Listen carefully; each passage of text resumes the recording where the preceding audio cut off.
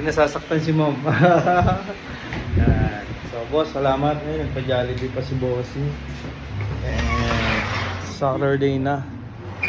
So last April, ano yata si boss? Hindi ko alam, mga January, February.